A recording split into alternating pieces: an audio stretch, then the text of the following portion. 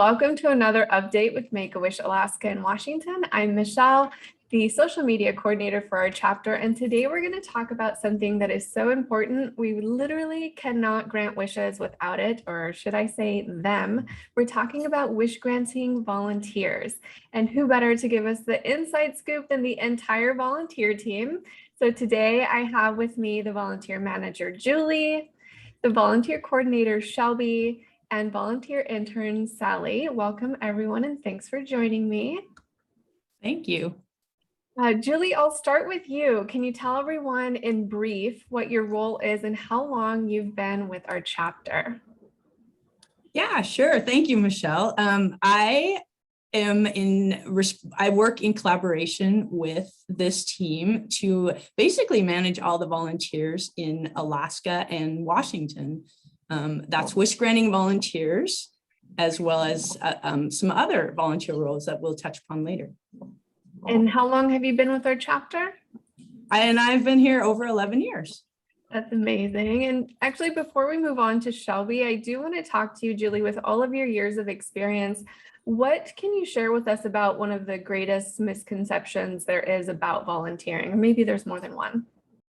I think one of the greatest misconceptions about time is that it takes a lot of time to grant wishes, because some of us see these really elaborate wishes, in the media, but in general, it's the time commitment is based on your schedule and the schedule of the other volunteer and the wish family. The other, I think, misconception is that it doesn't take any financial commitment to become a wish granting volunteer. Make-A-Wish has a lot of community supporters, and we do the best job with our wish kids, but personally, it doesn't take a financial commitment from you. Great, thanks for clearing that up.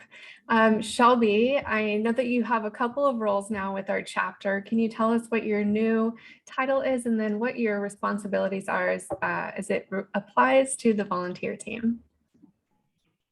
So my new title is Volunteer and Corporate Giving Coordinator, and for the volunteer team, the main aspect would be doing all the onboarding for our volunteers, and I also do a huge part of the staffing of our internal events and external events for the Western Washington region.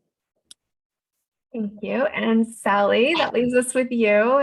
You started just a short time ago. Can you tell us what you do as a volunteer intern and what your favorite part of your experience is with our chapter so far? Yeah, so throughout the week, my job is to do mostly database work. So I send out like birthday cards and email volunteers, and I work with the Ribbons and Bows program. I've really loved getting to know everybody in the volunteer department, and also as a business student, it's really cool to get some experience working in a company that I can see myself working at in the future. Awesome, thank you. Thanks to all of you guys. It really takes a solid team to keep a smooth running volunteer program, and I do want to acknowledge that it's just not an easy task to manage literally hundreds of volunteers. Julie, you and I have discussed before the number of kids that are waiting to receive their wishes. This is over 600 children. What does that mean in terms of volunteers, and what is it going to take from the volunteer side to get all of those wishes granted?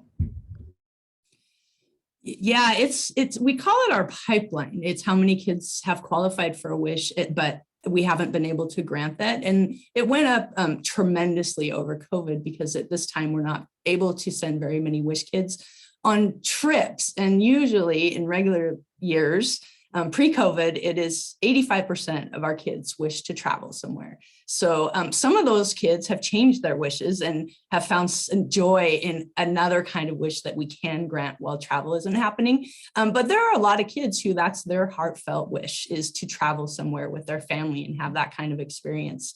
So we have a lot of kids waiting for travel. And what that means is we need to keep them excited. Once a volunteer team reaches out to a wish family and starts talking to them about the wish, it just gives the child this joy and something to look forward to and this hope. And so to keep that going while they're waiting for their wish to happen, whenever travel can open up, is such an important role of our volunteers right now. And because we're not able to grant as many wishes as we typically would, usually we would grant over 400 wishes in a year. This year we did almost 200. So, but then you have those kids just waiting for their wish. And so that pipeline gets larger. And so we really do need more volunteers who can help the kids maintain that joy and look forward to their wish when we're able to grant it. Yeah, and Shelby, you're the first person really to be in contact with people that are interested in volunteering. Can you tell us what the onboarding process is like and how long it takes? Yeah, so basically what will happen is if someone's interested in volunteering, then I'll typically get an email from them or a phone call. And then from there, we set up a time to chat for about 15 minutes and just ask you some questions. I'll go over the overview of the wish granting process. And then from there, I send you an application. And then once I get it back, I'll enroll you into a wish granter training. It's about 30 minutes right now with a short little quiz at the end. And then we put the volunteer through a background check, and then they're set to be a wish granter. It's pretty much self-paced and in control of the potential volunteer. So super speedy if you want it to be, but also you can spread it out to how it accommodates to your own schedule at the time. Great. So to reiterate, it is at the pace of the person who's volunteering, right? So nothing's going to be too quick or drawn out too long. You're in total control of your volunteer experience as it regards the onboarding process. Julie, you mentioned that some of these Wish kids have had to wait a little bit longer, and our community and the Wish families, they've all been so understanding with the ways that we've pivoted during the last year and a half and the changes that have caused some of these wishes to be delayed. So I'm actually going to ask Sally, what are some of the things that volunteers have done while waiting for wishes to move forward?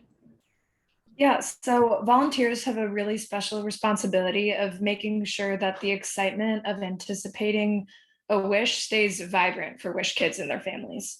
Some volunteers have gotten pretty creative and have done anything from surprise cookie drop-offs to giving gifts during the holidays or birthdays or specific milestones, and finding fun ways of keeping their kids excited for their upcoming wishes.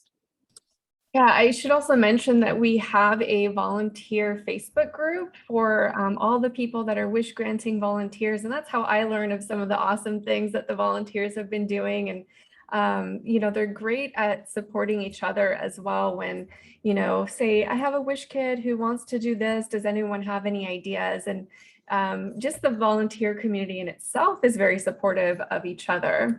It's super clear, I think, to everyone how Wish kids benefit from the Wish experience.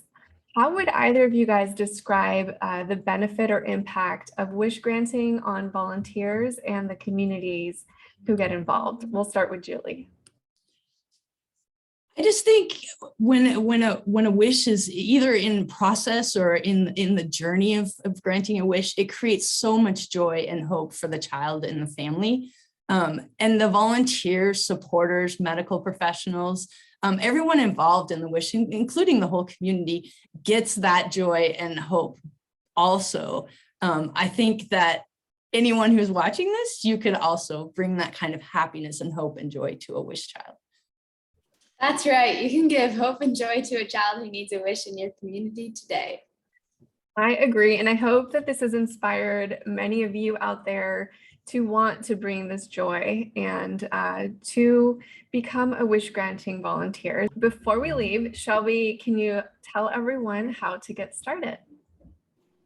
You can go ahead and email me at sslaughter@akwa.wish.org. Thank you. And thanks to each of you for joining me today. Thank you guys for watching. And again, I hope this helps inspire you and floods Shelby's inbox with more of you helping us create hope for local Wish kids. Thanks, everyone.